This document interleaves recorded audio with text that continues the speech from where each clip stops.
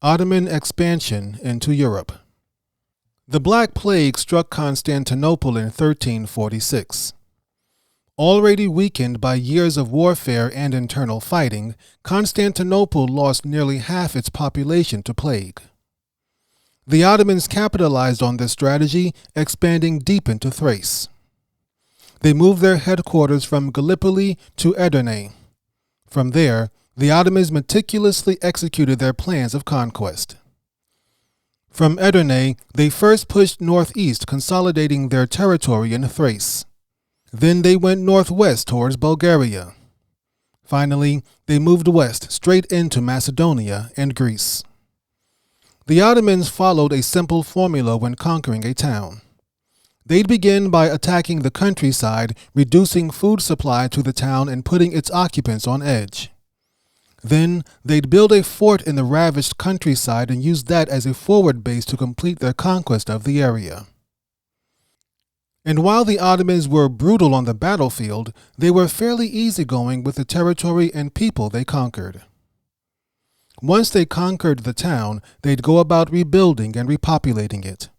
And as strange as it may sound, they were often welcomed by the people they subjugated. Catholics living under Orthodox rulers welcomed the Muslim Ottomans. The Ottomans did not care which sect they belonged to, so long as they paid their taxes and did not cause trouble. The same was true for Orthodox Christians living under Catholic rule. Again, the Ottomans did not care so long as they paid their taxes and did not cause trouble. And the same for Christians who were considered heretics by the Catholics and the Orthodox. The Ottomans did not care so long as they paid their taxes and did not cause trouble.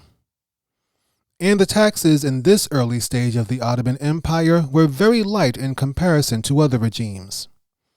In later centuries, as the Osmanli family and Ottoman nobles and bureaucracy grew and festered, taxes would skyrocket to support their lavish lifestyles. Like any society, there was a class structure in the Ottoman Beylik.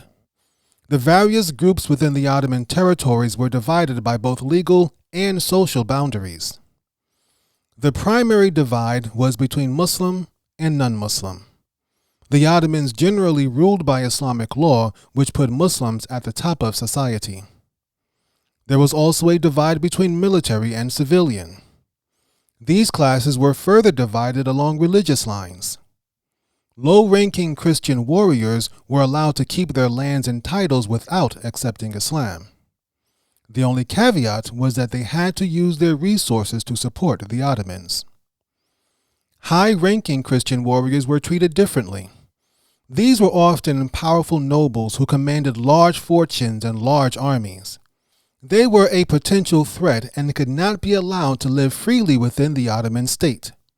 If they did not accept Islam, these European nobles had to either accept life at a lower class or move to a Christian land. Most of the Christian warriors who remained under Ottoman authority wound up accepting Islam within a few generations.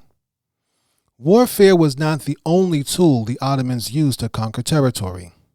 Sometimes they purchased castles from European nobles who did not have the staff and soldiers to properly maintain them. And whoever controlled a castle controlled the land surrounding it. The Ottomans also acquired territory through marriage.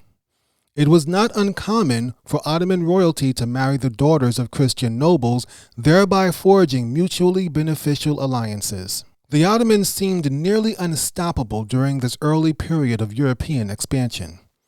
They considered Europe to be frontier territory and that it was their destiny to conquer all of it. And who could blame them for thinking like this?